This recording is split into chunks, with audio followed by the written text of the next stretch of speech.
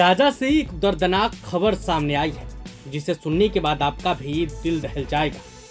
पानी भर रहे मासूम बच्चों पर इजराइल ने मिसाइल दाग दी जिसमें कई बच्चों की मौत हो गई है। दरअसल खबर गाजा पट्टी से है जहां शरणार्थी शिविर पर पानी भर रहे बच्चों के ऊपर इजराइल द्वारा मिसाइल अटैक किया गया जिसमें कई लोगों की मौत हो गई। मरने वालों में अधिकतर बच्चे शामिल थे। वहीं इजरायली सेना ने हमले को मानवीय त्रासदी बताते हुए सफाई दी कि यह तकनीकी खराबी से हुआ। हमारा टारगेट कहीं और था, हमने जानबूझकर ऐसा नहीं किया। आपातकालीन सेवा अधिकारियों ने बताया कि इजरायली मिसाइल से 8 बच्चों समेत कम से कम 10 लोगों की मौत हो गई और 17 अन्य घायल हैं।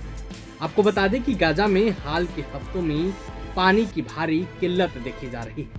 ईंधन की कमी के चलते सीवेज सिस्टम भी बंद हो गए जिससे लोग सार्वजनिक जल वितरण केंद्रों पर निर्भर हो गए और पानी की परेशानी से जूझ रहे हैं। गाजा की नागरिक सुरक्षा एजेंसी के प्रवक्ता महमूद बसल ने बताया कि रविवार को हुए ताजा इजरायली हमलों में कम से कम 43 लोग मारे गए जिनमें से 11 गाजा शहर के एक बाजार पर हुए हमले में मारे गए।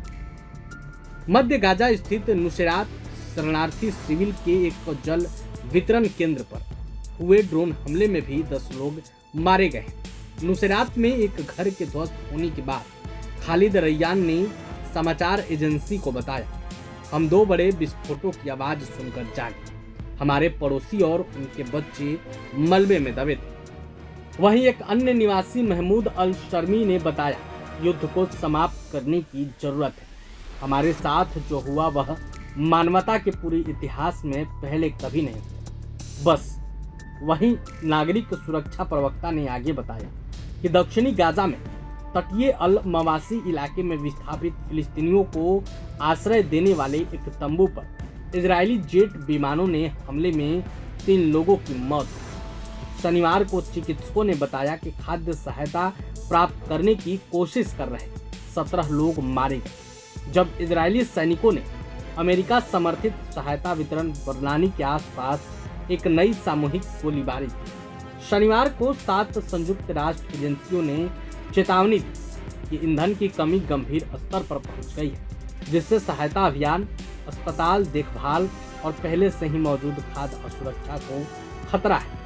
लेकिन इजरायली सेना ने दावा किया कि उसके सैनिकों ने केवल चेतावनी स्वरूप गोलियां चलाई और घटना की समीक्षा में उसके सैनिकों की गोलीबारी से किसी के हताहत होने का कोई सबूत नहीं मिला है। इजरायली सेना ने रविवार को एक बयान में कहा कि पिछले 24 घंटों में लड़ाकू विमानों ने गाजा पट्टी में 150 से ज्यादा आतंकवादी ठिकानों पर हमला किया। सैन्य बयान में कहा गया कि इन ठिकानों में आतंकवादी, हथियार भंडारण स्थल और टैंक रोधी व स्नाइपर ठिकाने शामिल थे।